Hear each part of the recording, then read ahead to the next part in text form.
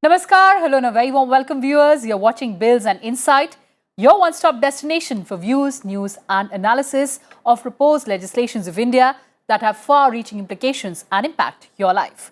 I'm your host Kriti Mishra, and today the spotlight is on the Dam Safety Act of 2021.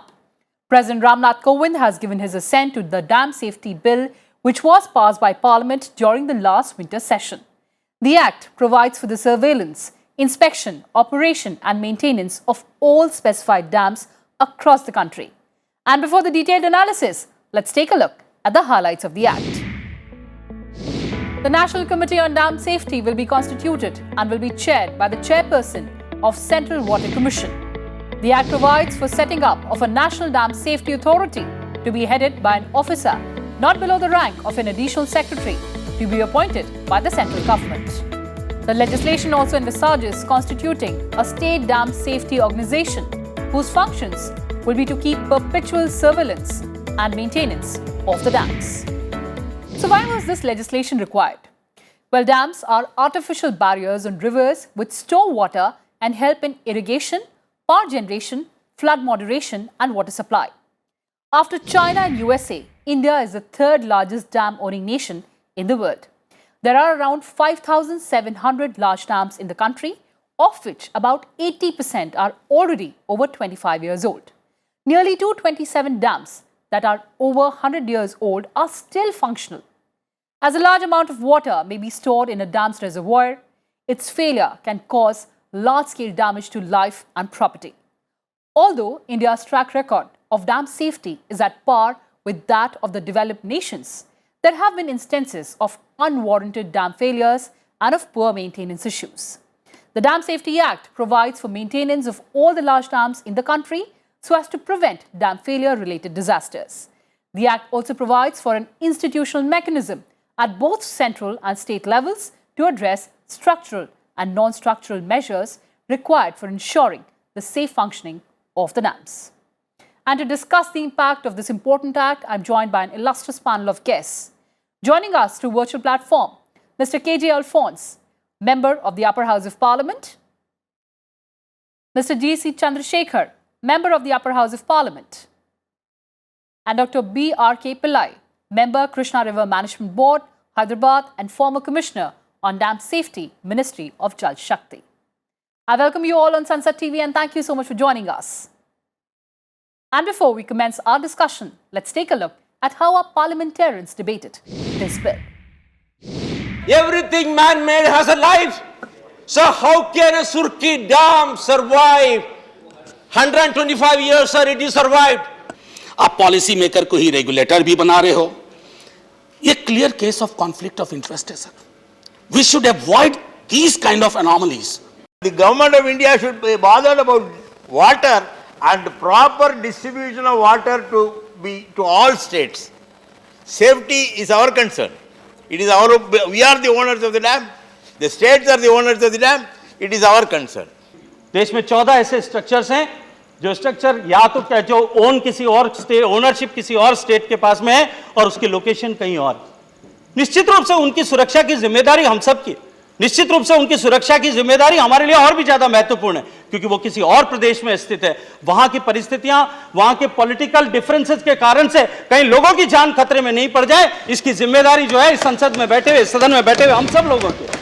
And Dr. Pillai, you being the technical voice on the panel today, let me commence the program with you. Some 40 dams have collapsed in India since independence. One of the worst disasters took place in Gujarat in 1979 when the Machu Dam collapsed, resulting in the loss of thousands of lives. As the dams become old, their design, hydrology and everything else does not remain at par with the latest understanding and the practices. In that context, help us understand the importance of this act. Thank you for letting me joining this program. You have raised a very vital issue here that we have encountered several failures in the past, and as you rightly said, the Machu Dam failure was a kind of a very critical failure because even on record we have more than 2,500 people who died in this failure. as you can see that dams are basically built against the force of nature, and they have to stand.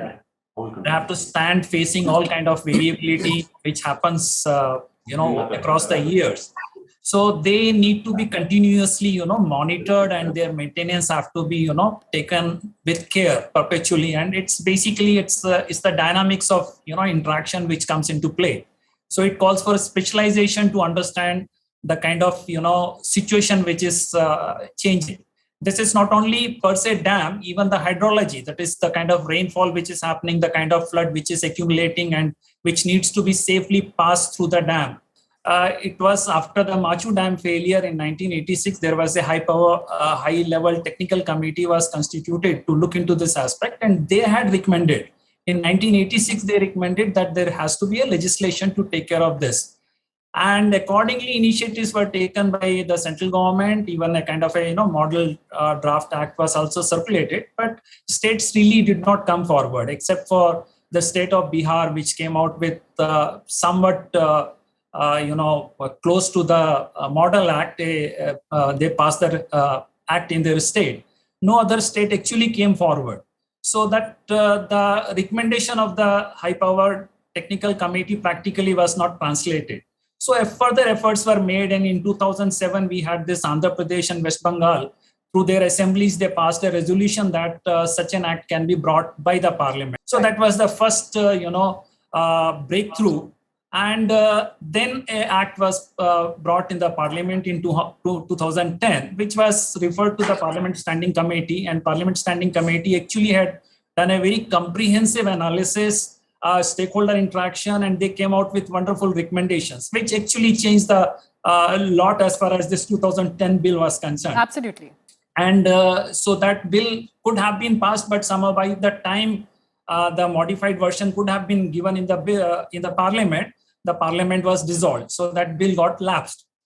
And you know that in 2014, before we could come up with another bill, the state of Andhra Pradesh was bifurcated. So in 2014, we came with a new scenario where both AP and the new Telangana were required to again make a reference on the similar line, which never happened. So it was a kind of a situation that there was no further possibilities. So in consultation with the Law Ministry and the Office of Attorney General, it was decided that this bill can be again brought, where there was a possibility of making this provision of the bill binding on all across the state. So that is how the bill in 2019 was passed by Rajya Sabha and subsequently Lok Sabha, sorry. Yes, sir. And it was passed by the Lok Sabha and then the Rajya Sabha.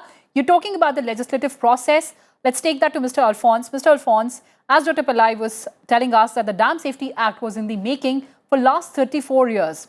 It was introduced in the Lok Sabha for the first time in August 2010, but was withdrawn following several changes and suggestions recommended by the Standing Committee of Parliament, where it was referred. You were one of the lead speakers from your party, closely associated with the legislative process. Take us through the journey of this act. I'm extremely grateful to the Sansad TV for organizing this. And I'm very happy that Chandrashekhar, my colleague from the Rajya Sabha, is participating in this. Kriti had given an overview of dam safety across the world and about the perils of dams as such and what is happening in India. And Mr. Pillai, in his introductory remark, who is coordinating this discussion, had also spoken about the need and the legislative competence of the parliament to have passed this legislation. So I was very, very happy when this bill was introduced in the parliament, and I think, and I was very happy to have participated in the discussions. I deviated from my general strategy of discussion in the parliament, and I made a very emotional appeal to the parliament because I was, after speaking initially introduction about the dam safety bill, I went on to, of course, one of the grievances of Kerala, the Mullaperiyar Dam, which of course we shall discuss later. And so I think I use a new strategy of discussion in the parliament to appeal to the emotions of people. And I think it has produced its results in convincing my fellow MPs from Tamil Nadu and also across the country for the necessity to find a solution to the Mullaperiyar Dam issue. But I'm very happy that this act has been now passed by the Parliament. Water is very useful. It's one of the precious commodities of humanity to be used optimally. But water can be extremely dangerous, as Mr. Pillai has put it. We are putting an artificial barrier on a water body, and water is extremely powerful. And then if you don't have guidelines to regulate how this has to be managed, I think it's extremely dangerous. And as Kriti expressed here, there are more than 40 dams have given way in India. Gujarat, we had a major calamity. Across the world, in China, and I think in South America, we had major dam bursts, which has resulted in the loss of lives. And we have a time bomb ticking in India as well, about which I spoke. And therefore, it was absolutely necessary to have this legislation. Now, regarding the competence of Parliament to legislate, of course, Mr. Pillai has already dealt with that. Yes, the Parliament was competent after two state assemblies had passed a resolution asking the Parliament to pass a legislation on the issue. And in any case, if we think apolitically, I think this is not an encroachment by the union government on the powers of the state government, because this act lays down a very clear laid infrastructure, guidelines, and institutional setup by which there is a national Dam Safety Committee, there is a National Dam Safety Authority. Then on the state level, you have a State Dam Safety Committee and a State Dam Safety Organization. So what are the powers of the state government, and what are the powers of various organizations? What is expected? What are the guidelines to be issued for construction of a safe dam? What is the kind of monitoring that is to be done? What is the kind of penalties that will be imposed if the legitimate orders of authorities are not obeyed? I think it's very comprehensive legislation, and I'm extremely happy. There was only one issue in which I had also mentioned the Parliament. There should have been a schedule, a fourth schedule, sitting wherein the state dam safety organizations' powers also should have been in another schedule, which is not there in the Act actually, which also should have been there. All right, Mr. Alphons, hold your thoughts there. You're saying that the Act will not infringe upon the rights of the states. Let's take that to Mr. Chandrashekhar. Sir, I do remember that the opposition has argued that since water comes under the state list, the Act is detrimental to federal principles and powers of the state governments. But sir, the centre has brought the legislation under Article 246 of the Constitution, read with entry 56 and entry 97 of the Union list, and entry 97 allows Parliament to legislate on any other matter not enumerated in list 2 or list 3, including any subject not mentioned in either of those lists. What is your counter, sir? See, mainly as explained in the beginning, at present India has 5,264 large dams, 437 dams are under construction, and 1,000 other small and medium dams are there in present. See, 293 larger dams are more than 100 years old, and 1,041 dams are more than 50 years old. Nearly 92% of the dams are in the interstate rivers. See, the dams are not just non-living things. We become emotionally very much attached with them. So let me give an example. You must have heard of a royal family of Mysore. Our Karnataka, during the pre-independence, was under their rule to construct KRS Dam. I think you know the KRS Dam. It's a very famous dam. Right, sir. Okay, the queen of the royal family sold her precious jewelries for the welfare of the people of the state. Today, this dam is lifeline for the millions of people of both Karnataka and Tamil Nadu. See, one more example I wanted to give that is most important. The Shamabindu Sagara, the example, there is a dam in Karnataka called Shamabindu Sagara, that is, in Jamkandi, constructed by farmers, collecting by 90 lakh rupees from them itself. And it has irrigated around 35,000 acres of land. It has built in within just 11 months. You try to understand. See, that's why I'm telling you, there is a emotionally attached with the people. But problem is, see, compared to 2010 Dam Safety Bill, 2019 bill will be take off all the power of the states.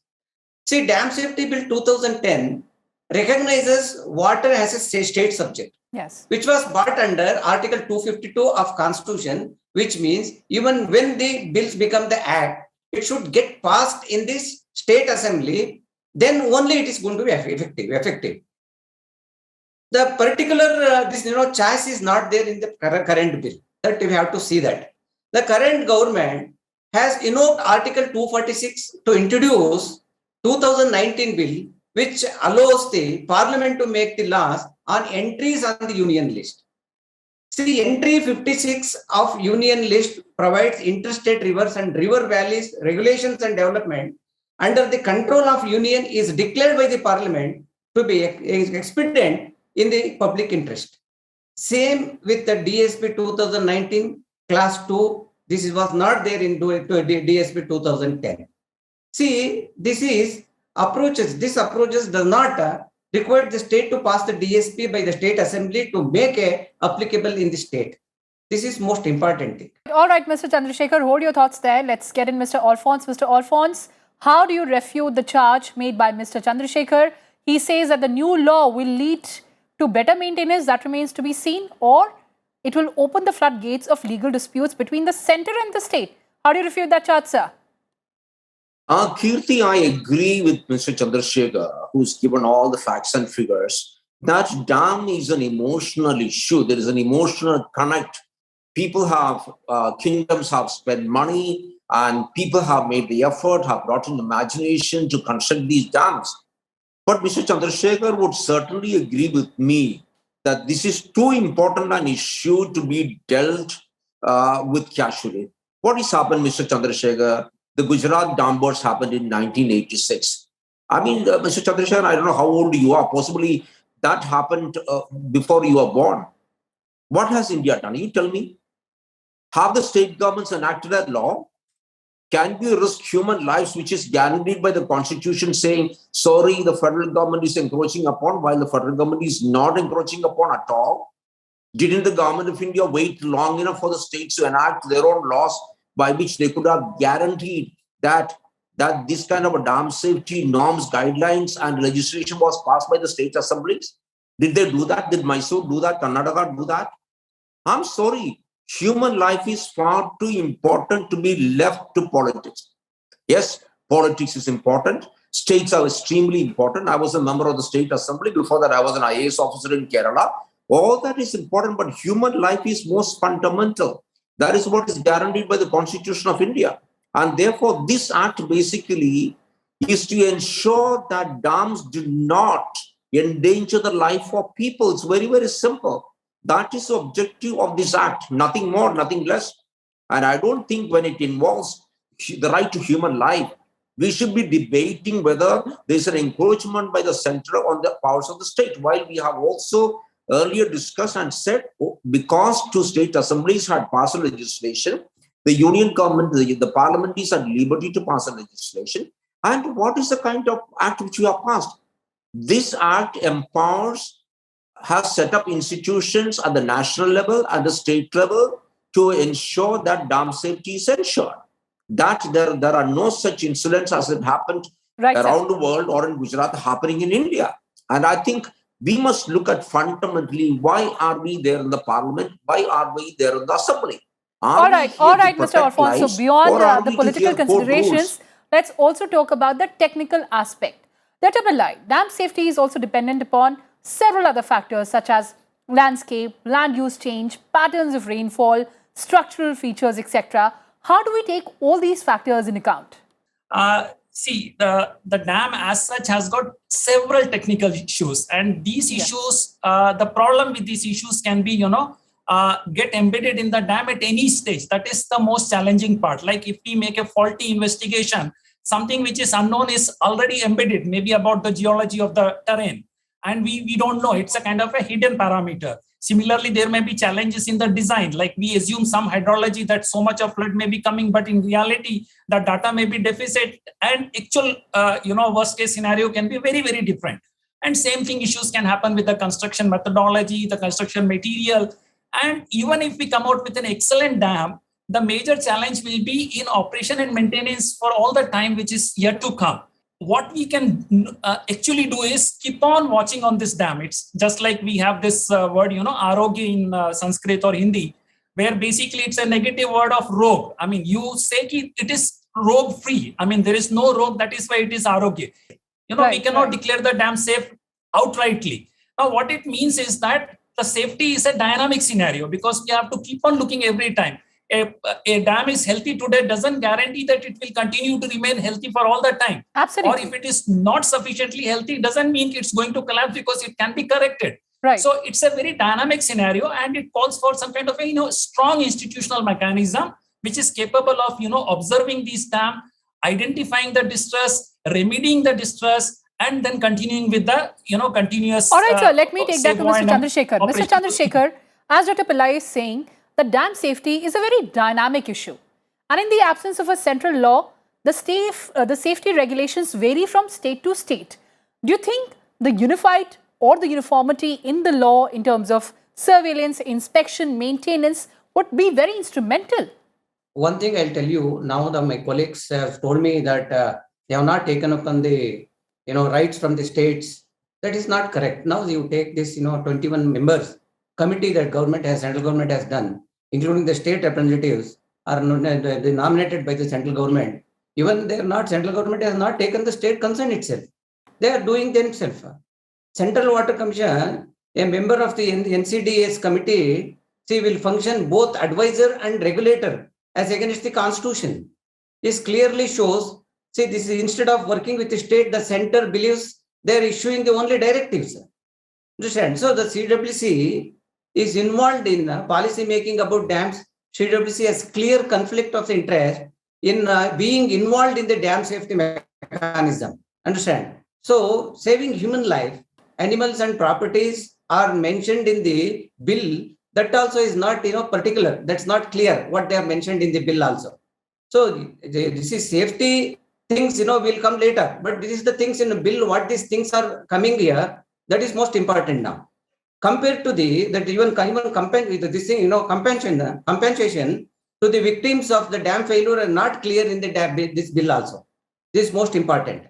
And if you take the CWC, that is regarding the safety things I'm telling you, one important thing is CWC has very pro track record in dam safety, and they do not place the blame on the dam operators for the wrong or unsafe operation of the dams. After the 2018 flood in Kerala, report says the dams cannot be blamed for worsening the Kerala flood disaster of August 2018. But all the evidence says the different story. See what to do, that is who is going to be responsible for all these things. In 1979, the Machu Dam disaster, Gujarat. Yes. In 2,000 people killed as per the CWC officially. But local estimated numbers are something different. Until we don't know who is responsible for the dam disaster. What has the CWC has done about it? See, that is you have to think over it. All right. I just have last 60 seconds on the show, Mr. Alphons. How do you assuage the concerns of Mr. Chandrashekhar? Last 60 seconds, sir. I think Mr. Chandrashekhar, you and I obviously cannot dispute the fact that the most fundamental thing about which the parliament and assemblies, central government and state government should be concerned is about the safety of people. And this dam safety bill, it's a beginning. I'm not saying it addresses everything. It's a very good beginning in which it has laid out institutional setup by which these things are going to be taken care of. And we will, as we go on, we will improve. Like, we had a fantastic constitution, but we have amended it so many times. So if something is missing, we will certainly amend and make things better. But let me put it like this. I think it was so fundamental to protect the lives of people. And it's seen in that light, this dam safety bill is a fantastic beginning. It does not trample upon the powers of the state government or the center. I think that is not even an issue we should really be concerned about. Fundamentally, right to life is more important. And I think we can improve on a couple of things. And of course, to Mr. Pillai and also people of the CWC, please improve your expertise. You don't even have a dam safety engineering course in India. Then how do you people pretend that you know everything? Please, for heaven's sake, train your people. You don't have a course. And therefore, the CWC sitting there saying, we know it all is also not true. So I agree with Mr. Chandrashekhar to a certain extent. But we need to develop this expertise, and hopefully with this act coming into force, which is it's coming to force, we will now develop the expertise. The CWC need to do it, get expertise, global expertise, and then we need to ensure that people's lives are safe. All right, so we've put forth the views of all sides for our viewers, and we're completely out of time. And we do know that safety of dam is important for safeguarding huge public investment and critical physical infrastructure, as well as for ensuring continuity of benefits derived from dam projects and national water security. On that note, thank you so much for joining us, Dr. Pillai, Mr. Chandrashekhar and Mr. Alphons. Next week, we'll return with incisive analysis of another important bill.